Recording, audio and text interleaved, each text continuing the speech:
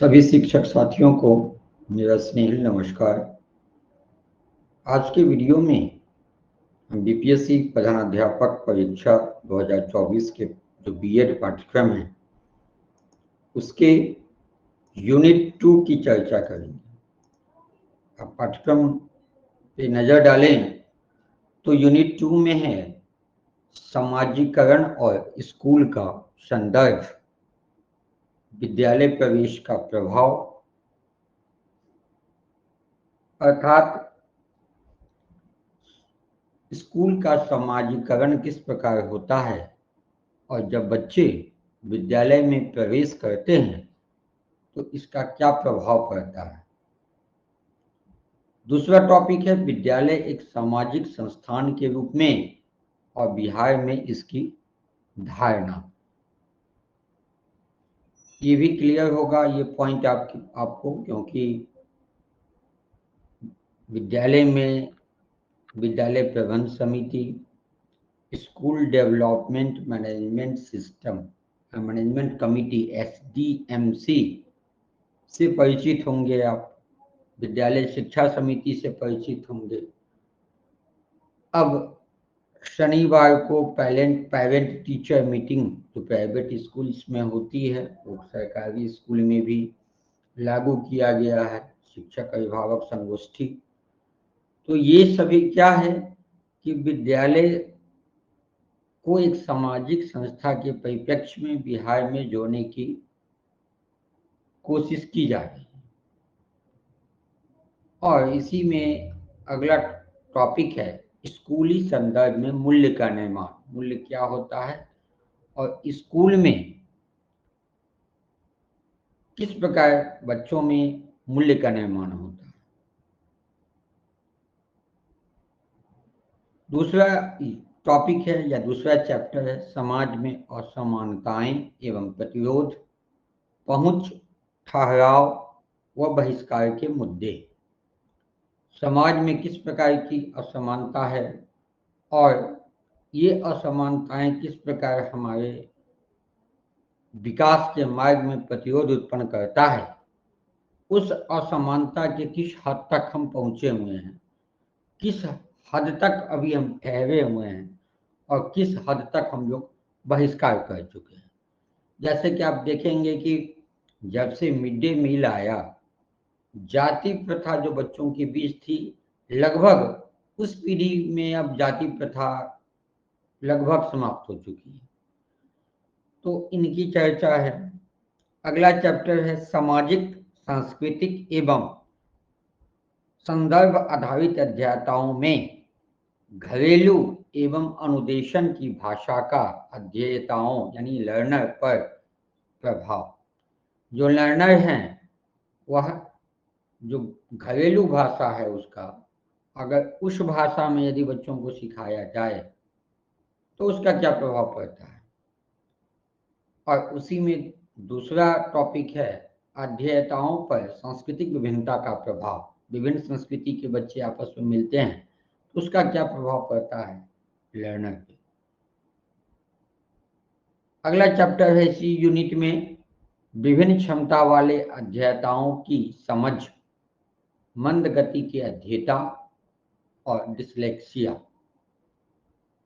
24 तरह के विभिन्न क्षमता वाले बच्चे होते हैं सामान्यतः, लेकिन आपको सिर्फ 2 के बारे में जाना है। एक तो मंद गति के अध्येता है, तो मंद गति लर्नर है, और दूसरा है डिसलेक्सिया, इसके बारे में। और अगला चैप्टर है व्यक्तिगत विभिन्नता आकलन के तरीके। कैसे व्यक्तिगत विभिन्नता को आंकेंगे, इसके भी 13 तरीके होते हैं, लेकिन आपको सिर्फ जानना है परीक्षण, अवलोकन निर्धारण, इसमें मापनी और स्व प्रतिवेदन, सेल्फ असेसमेंट। तो इन सभी चैप्टर्स को हमको यूनिट 2 में देखना है। और विगत बीपीएससी प्रधानाध्यापक परीक्षा में इस चैप्टर से 5 प्रश्न पूछे गए थे, इस यूनिट से। तो इस यूनिट से 5 प्रश्न पूछे गए थे और 5 चैप्टर्स भी दिए गए हैं। तो मोटे तौर पर आप अनुमान लगा सकते हैं कि इसमें प्रत्येक चैप्टर से एक प्रश्न पूछा जाना है। आज के इस वीडियो में हम चैप्टर 1, चैप्टर 2 और चैप्टर 3 यानी सामाजिकरण और स्कूल का संदर्भ, दूसरा समाज में असमानताएं एवं प्रतिरोध, और तीसरा सामाजिक सांस्कृतिक संदर्भ आधारित अध्ययनों में भाषा और संस्कृति का प्रभाव, ये 3 चैप्टर्स को हम लोग इस वीडियो में खत्म कर लेंगे। ऐसे सभी चैप्टर्स को हम खत्म कर सकते थे, लेकिन वीडियो काफी लंबा हो जाएगा। तो उसके बाद जो चौथा और 5वां टॉपिक बचता है या चैप्टर बचता है, उसको हम लोग नेक्स्ट वीडियो में देखेंगे। यानी यूनिट 2 को हम 2 वीडियोस में खत्म कर लेंगे। यूनिट 1 में 4 वीडियोस हुए यूनिट 1 के। तो कुछ लोगों का हुआ, कुछ शिक्षक साथियों ने फोन कर बताया कि सर इसको कम से कम वीडियो में समेटने की कोशिश कीजिए ताकि हम लोग कंफ्यूज ना हो और एक एक टॉपिक का हम लोग अवलोकन कर सकें। तो अब जिसमें ज़्यादा पॉइंट्स होंगे तो मजबूरी होगी हमारी कि आपको अगर जिस पॉइंट को हम छोड़कर चले, अगर उसी पॉइंट से क्वेश्चन पूछ दिया गया, तब तो फिर हमारी मेहनत का कोई प्रभाव या मेहनत का कोई प्रतिफल नहीं मिल पाएगा। तो इतना मेहनत कर रहे हैं तो कोशिश है कि अगर 3 चैप्टर्स हम अगर वीडियो में ख़त्म कर रहे हैं तो 3 क्वेश्चन निश्चित तौर पर 3 क्वेश्चन का सही आंसर आप लगा के आएँ, उसमें गलती नहीं हो, तभी हमारा जो मेहनत है वो सार्थक होगा। तो बिना विलंब किए हम लोग आते हैं यूनिट 2 के इस तीनों चैप्टर्स में। जो सबसे पहला है सामाजिकरण और स्कूल का संदर्भ। तो जैसा आपको पता है कि स्कूल समाज का हिस्सा है और जब बच्चे पढ़ने के लायक होते हैं तो वो विद्यालय में जाते हैं। विद्यालय में जाने के बाद वहाँ पे शिक्षक से भी रूबरू होते हैं और समाज से भी रूबरू होते हैं। ऐसे में क्या प्रभाव पड़ता है? मूलतः इसी चीज को हमको इस पहले चैप्टर में या पहले टॉपिक में देखना है। तो सबसे पहले हम लोग देखें कि सामाजिक और स्कूल का संदर्भ विद्यालय प्रवेश का क्या प्रभाव पड़ता है। तो विद्यालय शिक्षा का महत्वपूर्ण, श्रेष्ठ तथा सक्रिय साधन है, हम सभी परिचित हैं। और बालक के समाजीकरण में विद्यालय की महत्वपूर्ण भूमिका होती है। शिशु के लिए विद्यालय जाने का अर्थ विकास करना है, यानी शैक्षिक विकास हो। और आप देखेंगे कि पिछले चैप्टर में हम चर्चा किए थे कि उसका जो सामाजिक विकास भी है, वो शारीरिक विकास भी है, व्यायाम भी करता है, स्कूल में खेल कूद भी होती है। तो विद्यालय जाता है क्यों, पेरेंट्स क्यों भेजते हैं? ताकि वहाँ शिशु का विकास हो, जिसमें शैक्षिक विकास ज़्यादा इम्पोर्टेंट होता है। इसको आप संवेगात्मक विकास भी कह सकते हैं या मानसिक विकास कह सकते हैं। घर में रहने वाला शिशु जब अपने साथियों को विद्यालय में जाते देखता है तो उस समय की प्रतीक्षा करने लगता है कि जब वह विद्यालय जाएगा। बच्चे विद्यालय के प्रति निष्ठावान होते हैं एवं यहाँ जाकर विविध दायित्वों को सीखते हैं। विद्यालय में बालक पाठ्यक्रम के साथ साथ खेल कूद एवं अन्य क्रियाकलापों में भी भाग लेते हैं और इस तरह बालक निरंतर एक कक्षा से दूसरी कक्षा में बढ़ता रहता है एवं इसी क्रिया में उसकी समाजीकरण की प्रक्रिया ज्यादा प्रभावशाली होती रहती है। विद्यालय समाजीकरण का सक्रिय साधन है। नियमित शिक्षा विद्यालय के अभाव में देना संभव ही नहीं है। विद्यालय के औपचारिक साधन होने के संबंध में जॉन डीवी का मत देखें तो उनका कहना था कि बगैर औपचारिक साधनों से इस जटिल समाज में साधन एवं सिद्धियों को हस्तांतरित करना संभव नहीं है। विद्यालय औपचारिक शिक्षा है, बाकी जब ऑनलाइन या अन्य स्रोतों से प्राप्त करते हैं वो अनौपचारिक शिक्षा है। तो औपचारिक शिक्षा एक ऐसे अनुभव की प्राप्ति का द्वार खुलता है जिसको बालक दूसरों के साथ रहकर अनौपचारिक शिक्षा के द्वारा प्राप्त नहीं कर पाते। क्योंकि अगर ऑनलाइन में अगर बच्चे को रख देंगे तो ठीक है, वो कुछ लर्निंग करेगा, लेकिन जो इंटरेक्शन है दूसरे बच्चों के साथ, जो इंटरेक्शन है उसका स्कूल के साथ, स्कूल के इन्वायरमेंट के साथ, स्कूल के इक्विपमेंट के साथ, फैसिलिटीज के साथ, उसको वो कैसे गेन कर पाएगा। जॉन डीवी के अनुसार विद्यालय ऐसा विशिष्ट वातावरण है जहां जीवन के गुणों तथा विशिष्ट क्रियाओं और व्यवसायों की शिक्षा बालक के अंतर्निहित के विकास के लिए दी जाती है। टीपी नन के अनुसार देखें तो विद्यालय को प्रमुख रूप से ज्ञान देने वाले साधन के रूप में नहीं, वरन उस स्थान के रूप में समझा जाना चाहिए जहां बालकों का विकास होता है तथा वे क्रियाएं विस्तृत संसार में बहुत महत्व की होती है। सभी वैज्ञानिकों ने या सभी मनोवैज्ञानिकों ने या सभी शिक्षाविदों ने जो समाज और विद्यालय के संबंध में अगर वो अपना प्रकाश डाला है तो निश्चित तौर पर विद्यालय को उन्होंने ऐसी संस्था माना है जहां पे बच्चों का समाजीकरण होता है। रॉस का मत देखिए तो विद्यालय वे संस्थाएं हैं जिनको सभ्य मनुष्य के द्वारा इस उद्देश्य से स्थापित किया जाता है कि समाज में सुव्यवस्थित तथा योग्य सदस्यता तथा बालकों की तैयारी में सहायता प्राप्त हो। विद्यालय एक विशिष्ट वातावरण का नाम है। यहाँ पर संपन्न होने वाली सभी क्रियाएं बालक के विकास के लिए उत्तरदायी हैं। विद्यालय बालक के विकास का एक केंद्र है। विद्यालय बालक को सामाजिकता के योग्य बनाने वाली संस्था है। आप सहपाठियों का प्रभाव भी देखते हैं विद्यालय में। विद्यालय जाते हैं तो दूसरे सहपाठी उसके बीच आते हैं, उनका भाषागत विकास, उनके बोलने का ढंग, उनके वाक्यों की रचना, उनके शब्द विकास, उनके जो भिन्न जाति के हैं, भिन्न समुदाय के हैं, भिन्न धर्म के हैं, उनके साथ उनका फिर मेल मिलाप होता है। और उसके बाद वह ये जो हमारे समाज में हम जो जाति पाति धर्म ऊंच नीच का भेदभाव है, मित्रता के क्षण में वह उससे परे हो जाता है, उससे ऊपर उठ जाता है। साथ ही परस्पर बातचीत में वह दूसरे की संस्कृति से, दूसरे के रीति रिवाज से, दूसरी की परंपराओं से या साहित्य और संगीत से परिचित होता है और इस तरह से उसका समाजीकरण होता है।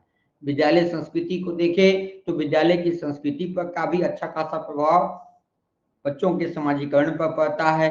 विद्यालय में यदि परंपरावादी अनुशासन है और कठोर और निरंकुश वातावरण है और शिक्षक सर्वसर्वा है तो अध्यापक कक्षा के सभी क्रियाकलापों का निर्माण करता है तो ऐसे स्थिति में उस वातावरण में बालकों में रचनात्मकता का विकास नहीं होता है। छात्रों में विद्रोह के भाव पनपने लगते हैं, छात्रों में निष्क्रियता आ जाती है, छात्र अपने सहपाठियों से भी सहयोग नहीं व्यक्त करते हैं। अगर यदि विद्यालय में प्रजातांत्रिक वातावरण हो जाए, शिक्षक तथा छात्र मिलकर कक्षा में कार्य करते हैं और विद्यालय की संस्कृति खुली हो तो ऐसे में विद्यालयों में छात्र कक्षा में अन्य छात्रों के साथ भी मित्रवत व्यवहार करते हैं। शिक्षक की अनुपस्थिति में वे भी एक दूसरे के साथ मिलकर कार्य करते हैं। छात्रों में सहयोग की भावना ज्यादा पाई जाती है और ऐसे में क्या होता है कि छात्रों में रचनात्मकता का विकास होता है। तो इस तरह से आप देखें कि विद्यालय संस्कृति का भी छात्रों के समाजीकरण पर प्रभाव पड़ता है। शिक्षकों के साथ क्योंकि शिक्षक और छात्र का सर्वाधिक समागम होता है जब वो विद्यालय में, तो विद्यालय में एक छात्र का समाजीकरण एवं अधिगम किस तरह का होगा यह इस बात पर निर्भर करता है कि शिक्षक के साथ छात्रों का किस प्रकार संबंध, परस्पर संबंध है। एक शिशु हेतु जिसने अभी अभी घर छोड़कर विद्यालय में प्रवेश लिया है, शिक्षिका मां का प्रतिस्थापन होती है। दूसरी तरफ एक बालक हेतु शिक्षक एक वयस्क एवं सम्मान पाने वाला आदरणीय व्यक्ति होता है जिसके व्यवहार का अनुकरण करना चाहिए। इसलिए यह जरूरी है कि शिक्षकों में प्रभावशाली आदर्श तथा अनुकरणीय विशेषताएं होनी चाहिए। और इस संदर्भ में होते हुए अध्ययनों में यह देखा गया है कि शिक्षक या व्यक्तियों के प्रति छात्र अपने संवेदनशील होते हैं। अधिकांशतः यह देखा गया कि ज्यादातर शिक्षक मध्यम सामाजिक आर्थिक स्तर के होते हैं, क्योंकि ऐसे शिक्षकों को अपने छात्रों को समझाने में ज्यादा कठिनाई नहीं होती। तो इस प्रकार अगर कोई शिक्षक कक्षा में छात्रों को भयभीत करके शिक्षा देता है तो कक्षा के छात्रों का स्वभाव भी कठोर हो जाएगा। लेकिन अगर वो छात्रों के साथ लचीला व्यवहार रखेगा तो छात्रों का व्यवहार भी क्या होगा, नम्र होगा। बालक अनुशासित रहना अधिकतर अपने अभिभावकों एवं अध्यापकों से सीखता है। विद्यालय में भी अनुशासन के द्वारा, समाज द्वारा मान्य नैतिक व्यवहारों को सिखाया जाता है। विद्यालय का अनुशासन बालक के व्यवहार एवं उसके व्यक्तियों को महत्वपूर्ण ढंग से प्रभावित करते हैं। जब विद्यालय में प्रभुत्वशाली अनुशासन होता है तो ऐसे वातावरण के कारण छात्र में व्यक्ति संबंधी अनेकों विशेषताएं पैदा हो जाती है, जैसे संदेह करना, शर्मिलापन, अति संवेदनशीलता, अंतर्मुखी व्यक्तित्व, अकेले रहने की प्रवृत्ति आदि। जब विद्यालय में प्रजातांत्रिक तरह का अनुशासन होता है तो बालकों के व्यक्तित्व में भिन्न विशेषताएं परिलक्षित होती हैं, जैसे सहयोग, आत्म महत्व, प्रसन्नता आदि। जब कक्षा का वातावरण स्वस्थ संवेगों पर आधारित होता है तो बालकों में सहयोग, प्रसन्नता का भाव पैदा हो जाता है। वह कक्षा के नियमों को मानता है एवं पढ़ाई के प्रति ज्यादा प्रेरित होता है। एवं अगर कक्षा का वातावरण अस्वस्थ संवेगों पर आधारित होता है तो छात्रों के व्यक्तित्व में कुछ विशेषताएं अथवा लक्षण दिखाई पड़ते हैं, जैसे कि चिड़चिड़ापन, झगड़ालू, तनावपूर्ण आदि। और ऐसे बच्चे पढ़ने के प्रति प्रेरित नहीं होते हैं। ठीक है। इस प्रकार कक्षा का अध्यापक कक्षा में कौन सी अनुशासन विधि अपनाता है और कक्षा में शिक्षक छात्र से किस प्रकार संबंध रखते हैं, यह भी उसकी शैक्षिक उपलब्धि पर, उसके समाजीकरण पर प्रभाव डालता है। अगला है इसका फैक्टर कि शिक्षक की अपेक्षाएं एवं शैक्षिक उपलब्धि। शिक्षक बच्चों से किस प्रकार की अपेक्षा रखता है? उसकी अपेक्षा है कि जब किसी छात्र की किसी परिवारजन की मृत्यु हो जाती है और छात्र को एक स्कूल से निकालकर दूसरे स्कूल में से डाल दिया जाता है तो छात्र को कोई तीव्र संवेग पैदा करने वाला अनुभव होता है। ऐसी स्थिति में छात्रों की शैक्षिक उपलब्धि प्रभावित हो जाती है तथा कम रह जाती है।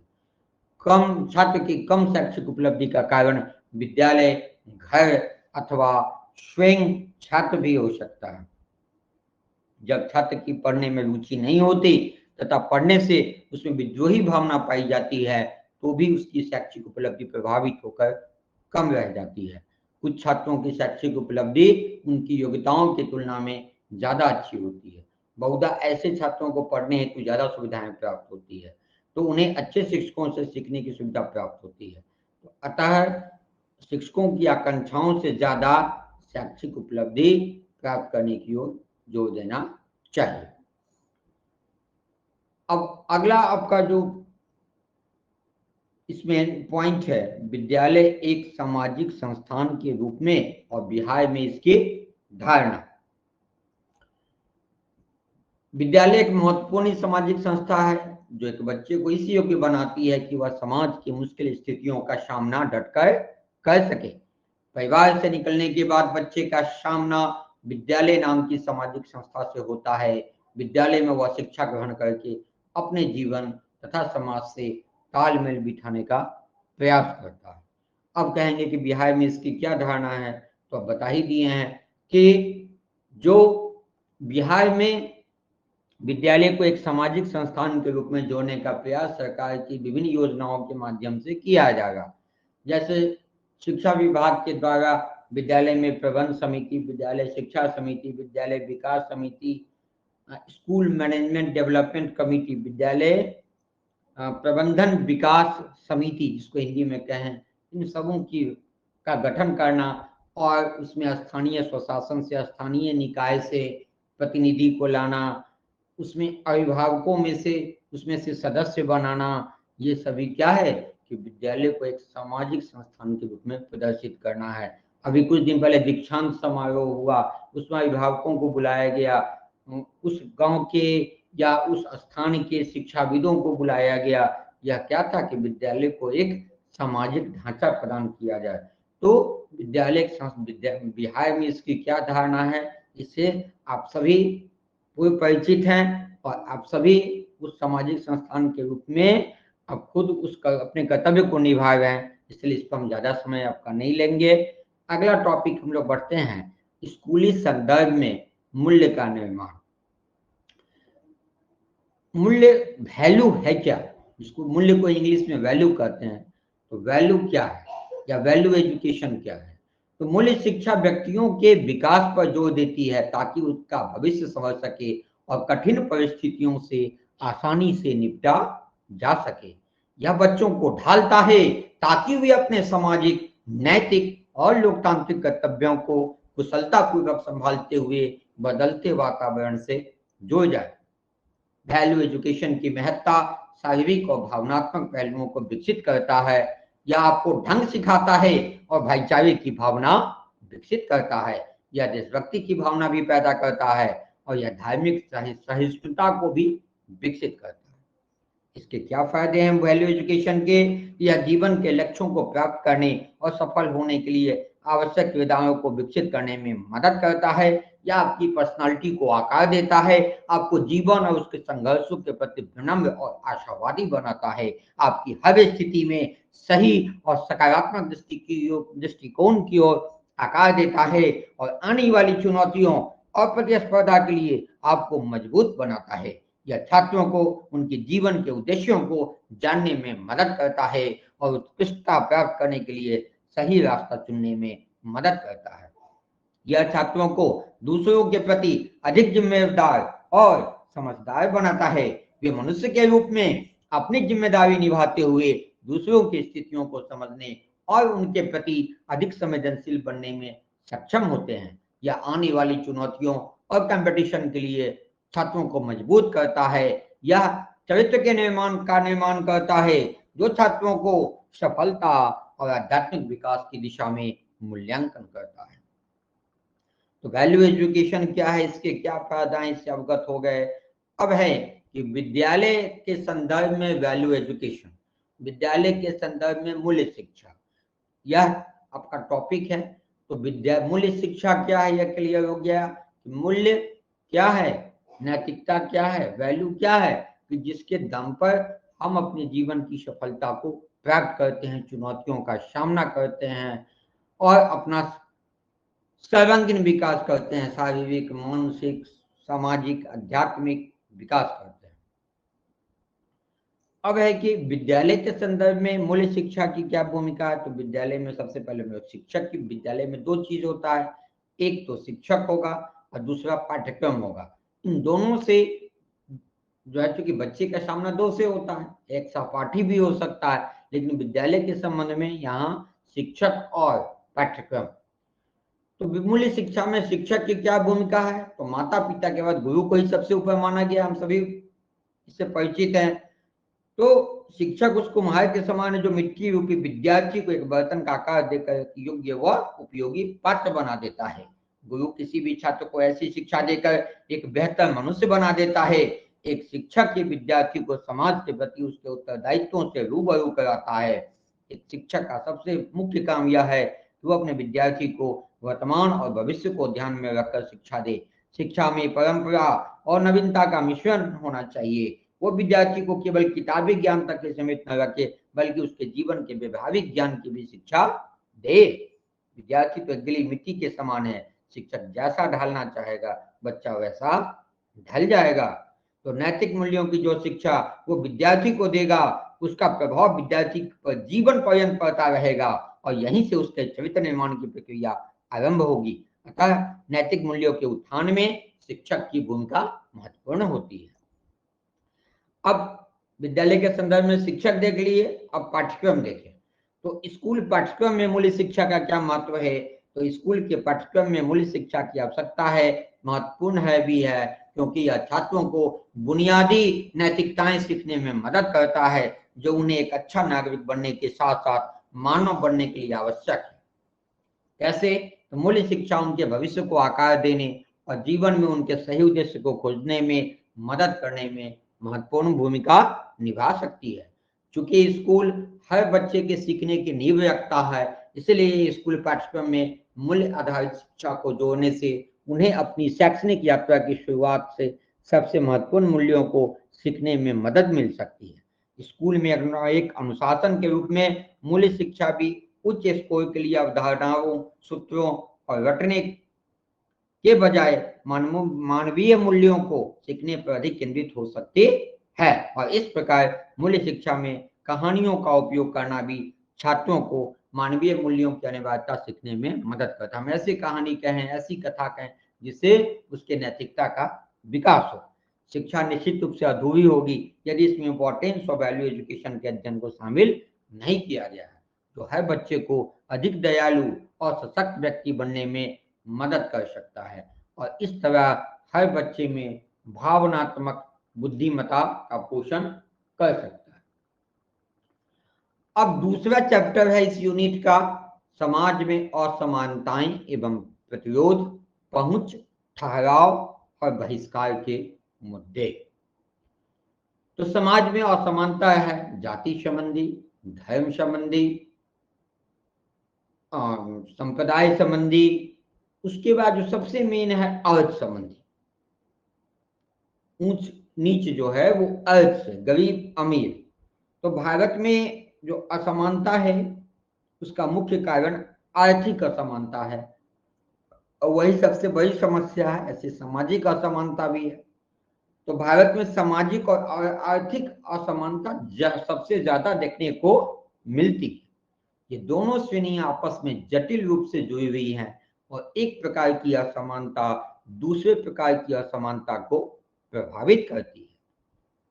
एग्जाम्पल लें तो लिंग पर आधारित सामाजिक असमानताएं महिलाओं की आय को महत्वपूर्ण रूप से प्रभावित करती है। कैसे? तो अगर लिंग आधारित असमानता है तो अगर समान जॉब में अगर पुरुष को ज्यादा सैलरी मिलेगी तो उसकी अपेक्षा महिला को कम सैलरी मिलेगी, भले इसी को असमानता को पाटने के लिए कानून बने। पृथ्वी सत्तात्मक देशों में अक्सर लिंग के आधार पर वेतन में बड़ा अंतर होता है, भारत में तो ऐसा नहीं। सामाजिक असमानता की बात की जाए तो बहिष्कार सामाजिक अन्याय का परिणाम है। सामाजिक असमानता एक शब्द है जिसका उपयोग सामाजिक संसाधनों तक असमान पहुंच के पैटर्न का वर्णन करने के लिए किया जाता है। तो सामाजिक असमानता से क्या तात्पर्य है? तो सामाजिक संस्थानों तक असमान पहुंच, यानी कोई बहुत ज्यादा जुटा लिया, कोई कम जुटा लिया। सामाजिक असमानता में जाति, लिंग, शिक्षा, सामाजिक वस्तुओं और सेवाओं तक पहुंच, अवसरों तक पहुंच, स्वास्थ्य देखभाल तक पहुंच, गुणवत्तापूर्ण आवास, यात्रा, परिवहन, छुट्टियां आदि पर आधारित असमानता शामिल है। तो सामाजिक असमानता में क्या आएंगे? जाति संबंधी, लिंग संबंधी, शिक्षा संबंधी, सामाजिक वस्तुओं और सेवाओं तक पहुंच संबंधी, अवसरों तक पहुंच संबंधी, स्वास्थ्य पर देखभाल तक पहुंच संबंधी, गुणवत्तापूर्ण आवास पर पहुंच संबंधी, यात्रा संबंधी, परिवहन संबंधी, छुट्टियां संबंधी। ये सब क्या है? असमानता। तो सामाजिक असमानता है, ये समाज में देखने को मिलता है। किसी के पास बहुत आलीशान बंगला है, किसी के पास झोपड़पट्टी है, कोई बहुत ऊंचे हॉस्पिटल में, नामी हॉस्पिटल में इलाज करा रहा है, कोई जो है एडिशनल पीएचसी जहाँ कोई सुख सुविधा नहीं है वहां पे इलाज कराने को विवश है। तो ये सब सामाजिक असमानता है। कोई कार से जा रहा है, कोई जो है पैदल जा रहा है या बस में धक्के खा रहा है, ये सभी सामाजिक असमानता। आर्थिक असमानता लोगों की संपत्ति और आय में अंतर को आर्थिक असमानता कहते हैं। जैसे वेतन है, धन है, आय जैसे कारक आर्थिक असमानता को माप सकते हैं। अब सामाजिक संरचना समझे तो असमानता समाज की उस संरचना के कारण होती है और बदतर होती जाती है जो विभिन्न जातियों, वर्गों या लिंग के सदस्यों को विभिन्न कर्तव्य सौंपती है। तो सामाजिक जो सोशल स्ट्रक्चर है, तो सामाजिक असमानता उस सोशल स्ट्रक्चर के कारण होती है या उससे खराब हो जाती है। जो कई तरह की जातियां हो गई, कई तरह के वर्ग हो गए, कई तरह के लिंग हो गए, उसके कारण उसके सदस्य हो गए कि फलाने जाति का यह संघ है, या फलाने या पुरुष का संघ है, या महिला का संघ है, यह इस वर्ग का संघ है, और इस तरह जो सोशल स्ट्रक्चर बन जाता है वो सामाजिक असमानता का भी कारण है। बेरोजगारी भी सामाजिक असमानता का एक पर्याप्त कारण है, क्योंकि भारत में पर्याप्त नौकरियां उपलब्ध नहीं है, और गरीबी और बेरोजगारी के परिणाम स्वरूप समाज में असमानता बढ़ती है। जो जॉब में है उसकी बनिस्पत जो बेरोजगार है, वो अपने आप को बहुत पिछड़ा पाता है, और वो बेरोजगार भी है और बिजनेस भी कुछ नहीं कर पा रहा, स्वरोजगार भी नहीं कर पा रहा, तो उसके फिर जीने का, रहने का, खाने का, पीने का सारा ढंग बदल जाता है। उसके बच्चे और इसके बच्चे दोनों में फिर असमानता देखने को मिलती है। कम शिक्षा भी जो है और कौशल लोगों की अच्छे व्यवसायों तक पहुंच को सीमित कर देते हैं, जो उन्हें आगे बढ़ने और समाज में पूरी तरह से शामिल होने की अनुमति देते हैं, जिसके परिणाम स्वरूप कम आय का स्तर होता है, जो आगे चलकर आय असमानता में योगदान देते हैं। तो हम कहाँ तक पहुंच है और इसके बहिष्कार के क्या मुद्दे हैं कि बेरोजगारी को दूर करने के लिए हमको रोजगार देना होगा, शिक्षा साक्षरता की दर को बढ़ाना होगा, आर्थिक असमानता को पाटने के लिए हमको रोजगार के अवसर उपलब्ध कराना होगा। और अभी आप जो देख रहे हैं कि जो वृद्धा पेंशन है या सरकार की बहुत सारी योजनाएं हैं, अभी जैसे हेल्थ कार्ड जिसको बनता है, तो हेल्थ कार्ड जिसको आयुष्मान भारत के थ्रू जो हेल्थ कार्ड बन रहा है, उसमें क्या है कि जो गरीब व्यक्ति हैं वो भी अपना इलाज प्राइवेट हॉस्पिटल्स में करा सकते हैं।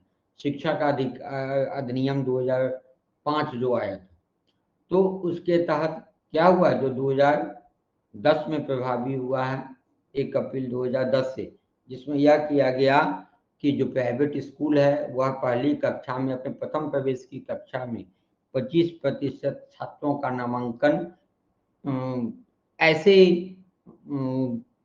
बच्चों को लेंगे नामांकन में जो आर्थिक रूप से कमजोर हों, पिछड़े हों, और उसका जो शुल्क होगा उसकी भरपाई सरकार करेगी। तो ये सभी सामाजिक असमानता के बहिष्कार के पक्ष में है कि इसको हटाया जाए और सामाजिक समता को बढ़ावा दिया जाए। तो इस चैप्टर को हम लोग देख लिए। अब इस यूनिट में अगला चैप्टर है सामाजिक सांस्कृतिक संदर्भ आधारित अध्येताओं में घरेलू एवं अनुदेशन की भाषा का अध्येताओं पर प्रभाव। तो सबसे पहले हम देखें कि अधिगमकर्ता की जो घरेलू भाषा का प्रभाव और शिक्षण की भाषा क्या होनी चाहिए। कक्षा शिक्षण, कक्षा अंतरक्रिया, शिक्षण शास्त्रीय निर्णय तथा विद्यार्थियों की अधिगम प्रकृति पर अधिगमकर्ता की घरेलू भाषा की पृष्ठभूमि गहरा प्रभाव डालती है। आप सभी भी देखेंगे कि बच्चा जिस भाषा में बोल रहा है और उसी भाषा में यदि हम बच्चों को समझाएं तो ज्यादा समझ लेता है। ये इसका अनुभव हम सभी दिन रात करते हैं। पुस्तकों की परिष्कृत भाषा, शिक्षकों की शिक्षण की कठिन भाषा सामाजिक सांस्कृतिक दृष्टि से वंचित बालकों के अधिगम में कठिनाई उत्पन्न करती है, और सब हम लोग फील करते हैं। प्रायः कक्षा में विभिन्न प्रांतों के विद्यार्थी होते हैं जिनकी मातृभाषा शिक्षण के माध्यम की भाषा से भिन्न होती है। हालांकि अब ग्रामीण इलाकों के विद्यालय में अब ऐसी बात नहीं, लेकिन शहरी स्कूलों में तो ऐसी बात है। इसी प्रकार अनेक विद्यार्थी ग्रामीण क्षेत्रों, आदिवासी इलाकों, महानगरीय स्लम एरिया से आते हैं जिनकी भाषा घरेलू व पारिवारिक भाषा भिन्न होती है। अधिगमकर्ता की घरेलू भाषा और बोलियों में उन्हें विचाराभिव्यक्ति व भावाभिव्यक्ति माने विचार को और भाव को व्यक्त करने में सरलता होती है। साथ ही घरेलू भाषा का प्रभाव इतना जबरदस्त होता है कि अधिगमकर्ता का जो बोलने का लहजा है, जो उसके उच्चारण का स्वरूप है, जो उसके वर्तनी का ज्ञान है, जो उसके लिपि की भिन्नता है, और जो व्याकरणिक स्वरूप घरेलू भाषा के अनुरूप हो जाती है। जैसे आप मान लें कि तमिल भाषा में कवर्ग, चवर्ग, टवर्ग और तवर्ग की स्वाभाविक ध्वनियां न होने से वे लक्ष्मण को लक्मन तथा लक्ष्मी को लक्ष्मी पढ़ते हैं, क्योंकि वो जो छ आप देख रहे हैं वो श और श वो मूर्धन्य श नहीं है उसमें, और उसी वजह से मूर्धन्य श न होने से वो लक्मन पढ़ लेते हैं, क्योंकि श तो वो पढ़ा ही नहीं कभी, और लक्ष्मी को लक्ष्मी पढ़ लेता है। तो वह जो घरेलू भाषा है उसका प्रभाव उसकी टोटल वर्तनी पर भी, लिपि पे भी, उच्चारण पे भी पड़ने लगता है। बांग्ला भाषा में दंत स, तालव्य श व मूर्धन्य श के उच्चारण में अंतर नहीं है। जिसे हम शशक कहें तालव्य श कहते हैं, और ऋषभ कहें तो मूर्धन्य श कहते हैं, और दंत स यदि है तो दंत स श्याम कहें तो आप दंत स का उपयोग करते हैं। लेकिन बांग्ला भाषा में वो तीनों श के उच्चारण में कोई अंतर नहीं है। यहाँ पे जैसे तालव्य श है तो तालु से उच्चारण है, मूर्धन्य श है तो मूर्धा से, और यदि दंत श है तो दांत से उच्चारण होगा। लेकिन बांग्ला में उस उच्चारण में कोई भिन्नता नहीं होती है। इस उच्चारण में हम लोग शब्द विधान, नत्व विधान का ध्यान रखते हैं। दक्षिणी भाषाओं में ऋण को ऋण कहा जाता है, और तमिल भाषी पेड़ को पेड़ कहते हैं, क्योंकि बड़ी र जो है वो उनका ज्ञानी उनको नहीं, तो पेड़ पढ़ लेते हैं। गढ़ को गढ़ जो है, गढ़ जो सीतामढ़ी है उसको सीतामढ़ी पढ़ेंगे हम लोग। सीतामढ़ी अरह पढ़ते हैं, लेकिन उसको धी पढ़ लेंगे। कड़ाही को वो कड़ाही पढ़ेंगे। पंजाबी भाषी स्टेशन को स्टेशन पढ़ेंगे, क्योंकि आधा शौ का कंसेप्ट वहां नहीं है। स्कूल को स्कूल पढ़ेंगे। नरेंद्र मोदी को नरेंद्र मोदी पढ़ेंगे। तो इस तरह से जितेंद्र को आप जितेंद्र पढ़ेंगे, तो ये पंजाबी लोग पढ़ेंगे, उनके टोन में अंतर आ जाएगा। यही अनुदेशन की भाषा का क्या प्रभाव पड़ता है, यही सब तो सीखना है। देवनागरी लिपि में शिरोरेखा का प्रचलन है, पर गुजराती लिपि में नहीं। गुजराती रेखा शिरोरेखा के हिंदी लिखते हैं, जिसमें म और भ, ह और ध का अंतर लुप्त हो जाता है। बघेलखंड में व और ब कहा जाता है, जैसे वैद्य, वाहन आदि। इस प्रकार आप देखते हैं कि जातिगत, स्थानगत, प्रांतगत तथा घरेलू भाषा को उच्चारण व लेखन थोड़ा सा भिन्न होता है। द्वितीय एवं तृतीय भाषा के रूप में हिंदी सीखने वाले अधिगमकर्ताओं के समक्ष में घरेलू भाषा के प्रभाव की समस्या आती है। मराठी भाषी छोटी ई, बड़ी ई, छोटा ऊ, बड़ा ऊ की गलतियां करते हैं। हिंदी भाषा भाषी भी हिंदी वाचन और लेखन में घरेलू प्रभाव के कारण श्रीमती को श्रीमती अस्वीकार कर देते हैं, श्रीमती को, क्योंकि वो उनकी घरेलू भाषा का प्रभाव है। पृथ्वी में को पृथ्वी कह देते हैं, वो पी का वो प्रोनाउंसिएशन नहीं, या फिर कहें कि वो घरेलू भाषा का प्रभाव है। गृह कार्य को गृह कार्य, नरक को नरक, कैलाश को दंत स से कैलाश, लक्ष्मण को हम लक्ष्मण छोटी न कर दिए, गृहिणी को ग्रहण। इस तरह से वर्तनी संबंधी शुद्धियां अक्सर कर लेते हैं। लिंग वचन तथा पुरुष संबंधी दोष भी घरेलू भाषाओं में देखे जाते हैं। विद्यालयों में शिक्षण की भाषा प्रामाणिक होती है। पाठ्य पुस्तक में भी प्रामाणिक शुद्ध भाषा का प्रयोग किया जाता है। शिक्षक को चाहिए कि वह छात्रों की भाषागत पृष्ठभूमि से परिचित हो, घर की भाषा तथा स्कूल की शिक्षण की भाषा के अंतर से भिन्न हो। वह कक्षा शिक्षण में, कक्षा अंतर क्रिया में छात्रों से चर्चा करते समय, छात्रों से प्रश्न पूछते समय, वाचन, लेखन, हस्तलेख आदि ने विषय का अध्ययन सभी छात्रों की भाषागत पृष्ठभूमि को ध्यान में रखते हुए सरल बोधगम्य भाषा में करे। साथ ही प्रामाणिक शुद्ध भाषा के उच्चारण लेखन के स्वरूप में भाषागत त्रुटि करने वाले छात्रों को परिचित कराता रहे, ताकि उनका भाषा परिष्कार संभव हो। इसके लिए शिक्षक को भी भाषा के परिष्कृत व शुद्ध रूप से परिचित होना अति आवश्यक है। यदि शिक्षक की भाषा ही त्रुटिपूर्ण होगी तो वह विषय शिक्षण में पूरी तरह से सफल नहीं होगा। इस प्रकार हम देखें कि घरेलू अनुदेशन की भाषा का अध्येताओं यानी विद्यार्थियों या लर्नर पर बहुत गहरा प्रभाव पड़ता है। उसी से उसकी वर्तनी, उसकी लिपि, उसका जो बोलने का ढंग है वो सभी प्रभावित होती चली जाती है।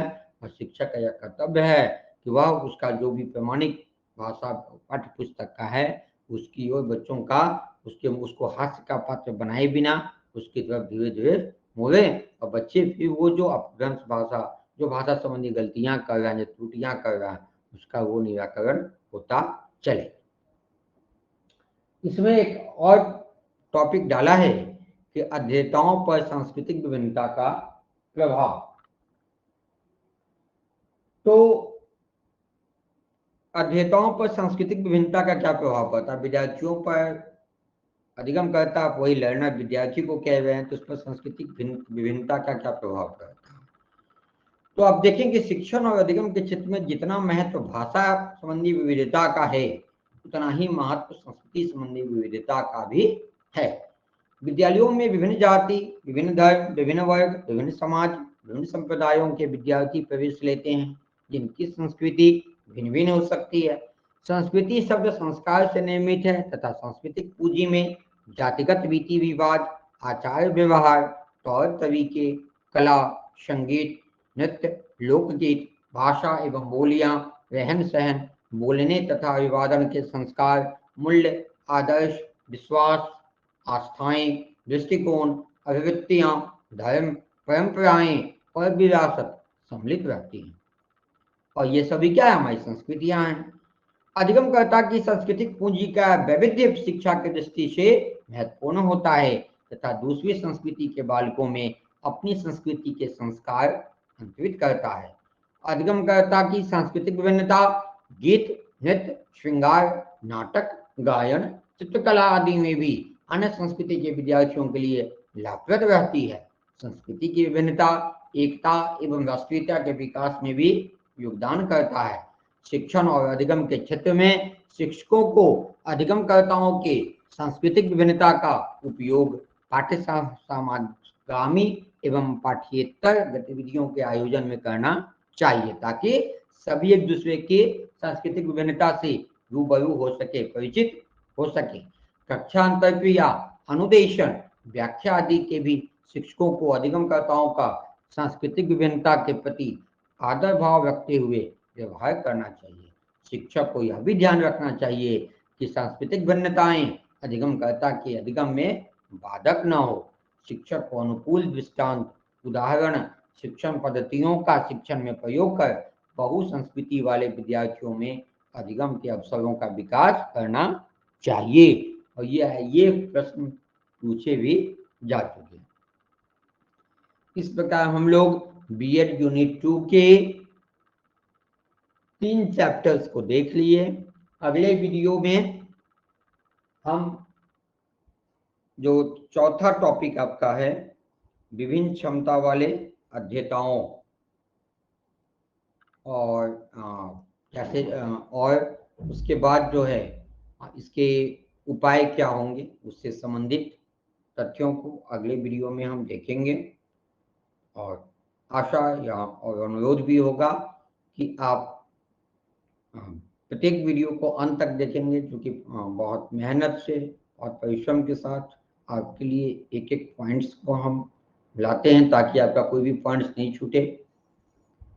और यदि चैनल पे नए होंगे तो चैनल को सब्सक्राइब कर लेंगे, क्योंकि पीपीएससी हेडमास्टर से संबंधित चाहे वो जीएस का हो या फिर बीएड का हो, एक एक पॉइंट्स के एक एक तथ्यों हम वीडियो के माध्यम से आपके बीच लाएंगे। अगले वीडियो में जो बीएड का होगा उसमें हम जो यूनिट 2 का जो शेष 2 चैप्टर बच गया है उसको लेकर आएंगे।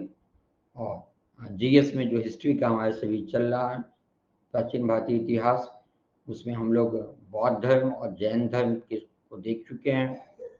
अब जो बाद बाकी जो धर्म बचा, इस्लाम धर्म, वैष्णव धर्म, शैव धर्म, पारसी धर्म, उन सभी धर्मों को थोड़ा थोड़ा सा हम लोग एक एक तथ्य को हम लोग जान लेंगे, ताकि ऐसा ना हो कि कोई प्रश्न छूट जाए परीक्षा में। तो फिर अगले वीडियो में हम मिलते हैं। आशा है कि आप इस वीडियो से जो जो भी जानकारी आपको मिली है उसमें से 3 प्रश्नों का आप सही सही उत्तर देकर आएंगे। वीडियो को अंत तक देखने के लिए आप सबों को बहुत बहुत धन्यवाद।